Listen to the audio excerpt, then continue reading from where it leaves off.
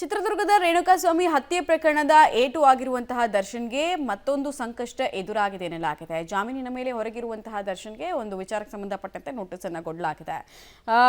ನಟ ದರ್ಶನ್ ಪರವಾನಗಿ ಇರುವಂತಹ ಪಿಸ್ತೂಲ್ ಅನ್ನು ಇಟ್ಕೊಂಡಿದ್ದಾರೆ. ಕೊಲೆ ಕೇಸ್ನಲ್ಲಿ ಆರೋಪಿ ಆಗಿರುವಂತಹ ದರ್ಶನ್ ಸಾಕ್ಷಿಗಳ ಮೇಲೆ ಇದರಿಂದ ಪ್ರಭಾವವನ್ನು ಬೀರಬಹುದು ಅಂತ ಡಿಸಿಪಿ ಪದ್ಮಿನಿ ಅವರು ನೋಟಿಸ್ ಅನ್ನು ಕೊಟ್ಟಿದ್ದಾರೆ.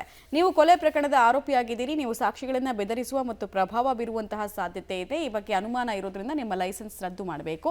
ಪಿಸ್ತೂಲ್ನಿಂದ ಸಾಕ್ಷಿಗಳ ಮೇಲೆ ಪ್ರಭಾವ ಬೀರುವ ಅನುಮಾನ ಇದೆ. ಹೀಗಾಗಿ ನೀಡಿರುವ ನೋಟಿಸ್ಗೆ 1 ವಾರದ ಒಳಗೆ ಉತ್ತರಿಸಿ ಅಂತ ಡಿಸಿಪಿ ತಿಳಿಸಿದ್ದಾರೆ. ಆಡಳಿತ ವಿಭಾಗದ ಡಿಸಿಪಿ ಪದ್ಮಿನಿ ಅವರು ನೋಟಿಸ್ ಜಾರಿ ಮಾಡಿದ್ದು, ದರ್ಶನ್ ಕಡೆಯಿಂದ ಉತ್ತರ ಕೊಟ್ಟ ಬಳಿಕ ಪೊಲೀಸರು ತಮ್ಮ ನಿರ್ಧಾರವನ್ನು ತಿಳಿಸಿದ್ದಾರೆ.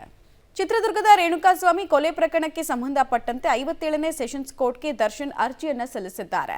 ಸೀಸ್ ಮಾಡಿದ್ದ ಹಣ ವಾಪಸ್ ಕೊಡುವಂತೆ ನ್ಯಾಯಾಲಯಕ್ಕೆ ದರ್ಶನ್ ಮತ್ತು ಪ್ರಕರಣದ ಮತ್ತೋರ್ವ ಆರೋಪಿ ಪ್ರದೋಷ್ ಅರ್ಜಿ ಸಲ್ಲಿಕೆ ಮಾಡಿದ್ದಾರೆ.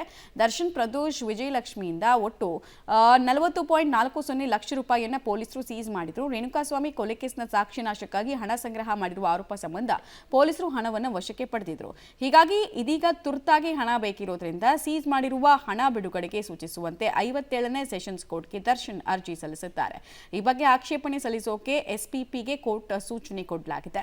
ದರ್ಶನ್ ಬಳಿ ಇದ್ದಿದ್ದು ಕುದುರೆ ಮಾರಾಟ ಮಾಡಿದ ಹಣ, ಕೃಷಿಯಿಂದ ಬಂದ ಹಣ, ಅದು ಸಾಕ್ಷಿ ನಾಶ ಮಾಡೋಕೆ ಬಳಸಿದ್ದ ಹಣ ಅಲ್ಲ. ಸೀಸ್ ಆದ ಹಣಕ್ಕೂ ಕೊಲೆಗೂ ಯಾವುದೇ ಸಂಬಂಧ ಇಲ್ಲ. ಹೀಗಾಗಿ ಸೀಸ್ ಮಾಡಿದ ಹಣ ವಾಪಸ್ ಕೊಡಿ ಅಂತ ದರ್ಶನ್ ಪರ ವಕೀಲ ಮನವಿ ಮಾಡಿದ್ದಾರೆ. ಅಲ್ಲ, ಇದು ಈ ರೇಣುಕಾಸ್ವಾಮಿ ಪ್ರಕರಣದಲ್ಲಿ ದರ್ಶನ್ ಅವ್ರ ಮನೆಯಿಂದ ಮತ್ತು ಅವರ ಶ್ರೀಮತಿ ವಿಜಯಲಕ್ಷ್ಮಿ ಅವ್ರ ಬಳಿಯಿಂದ 3 ಲಕ್ಷ ರೂಪಾಯಿ, ದರ್ಶನ್ ಅವ್ರ ಮನೆಯಿಂದ 37,40,000 ರೂಪಾಯಿ, ಒಟ್ಟು 40,40,000 ರೂಪಾಯಿನ ನಮ್ಗೆ ಹಿಂದಿರುಗಿಸಿ ಅಂತ ಹೇಳಿ ದರ್ಶನ್ ಅವ್ರ ಪರವಾಗಿ ನಾವು ಅರ್ಜಿ ಸಲ್ಲಿಸಿದ್ದೀವಿ. ಈ ಪ್ರಕರಣಕ್ಕೂ ಆ ದುಡ್ಡಿಗೂ ಯಾವುದೇ ಸಂಬಂಧ ಇಲ್ಲ. ಇದು ನಾನು ದುಡ್ದಿರುವಂಥ ದುಡ್ಡು, ಆದ್ದರಿಂದ ನನಗೆ ಬೇಕು ದುಡ್ಡು, ಪ್ರಕರಣ ಮುಗಿಯೋವರೆಗೂ ಸಹ ನನಗೆ ಕೊಡಿ ದುಡ್ಡು ಅಂತ ಹೇಳಿ ಅರ್ಜಿನಲ್ಲಿ ನಾವು ಪ್ರೇಯರ್ ಕೇಳಿದ್ದೀವಿ ಸರ್. ಪೊಲೀಸ್ನವ್ರು ಏನು ಹೇಳ್ತಿದ್ದಾರೆ, ಚಾರ್ಜ್ ಶೀಟಲ್ಲೇನೆ ಅವ್ರ ಪ್ರಕಾರನೇ 2 ಸ್ಟೋರಿ ಹೇಳ್ತಾರೆ ಅವರು. ಒಂದೇನೋ ಈ ಪ್ರಕರಣದಲ್ಲಿ ಸಾಕ್ಷಿ ಆರೋಪಿಗಳಿಗೆ ದುಡ್ಡು ಕೊಡಬೇಕು ಅಂತ, ಎರಡನೇದೇನೋ ಸಾಕ್ಷಿಗಳಿಗೆ ಬೆದರಿಕೆ ಹಾಕಬೇಕು ಅಂತ. ಸಾಕ್ಷಿಗಳು ಬೆದರಿಕೆ ಹಾಕೋಕ್ಕೇನೋ ಪ್ರಕರಣನೇ ಆಗಿರಲಿಲ್ಲ ಅವ್ರು ದುಡ್ಡು ಇಟ್ಕೊಳ್ಳೋಕ್ಕೆ. ಅಂದರೆ ಇವರು ದರ್ಶನ್ ಅವ್ರದ್ದು ನಮ್ಮ ಕಂಟೆನ್ಷನ್ ಏನು ಅಂತಂದರೆ ಅರ್ಜಿನಲ್ಲಿ